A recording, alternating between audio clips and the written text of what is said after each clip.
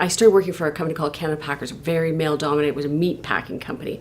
And when I got in there, it was almost like, wow, I've moved back into archaic times, because it wasn't unheard of to get a slap on the fanny or to be called, hey, honey, or hey, love.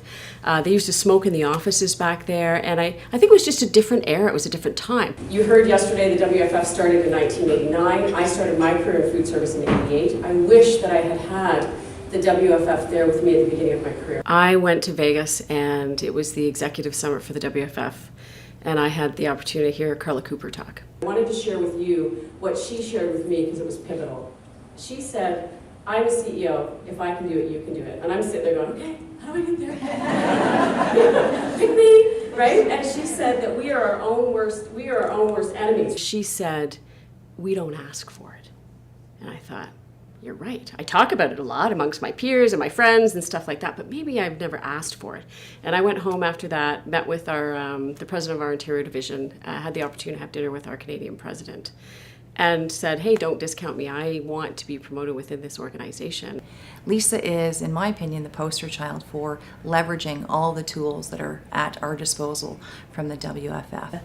She has inspired people, she's led committees, she's introduced mentoring programs and great change in the organisation, and she's also been promoted within her own organisation, and she's a busy wife and mum, and she's just an inspirational leader for us all. Knowing Lisa as I have, our friendship has evolved from being someone who I just knew to somebody who I now call a very strong and dear personal friend.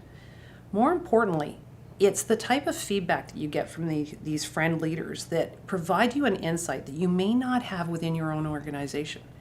And those connections are not only my friends, but they've helped to shape and to guide me and to really hone on my leadership skills. I would not be where I am today if it was not for the women that I had met within the WFF.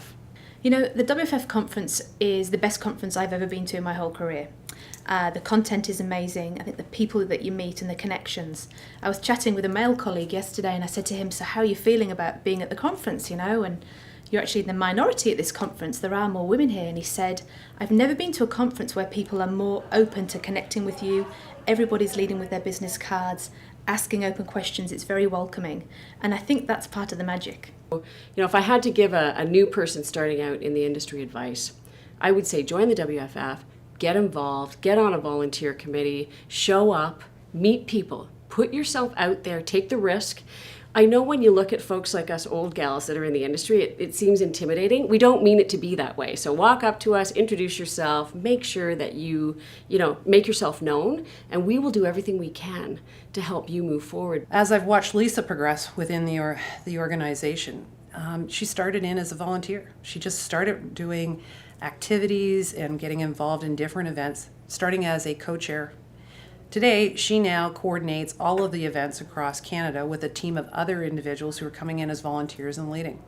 Congratulations, Lisa, for being recognized as the Canadian Contributor of the Year. I can't think of anybody that is more deserving. Thank you for everything you commit to the WFF. Great job. Thanks, Lisa.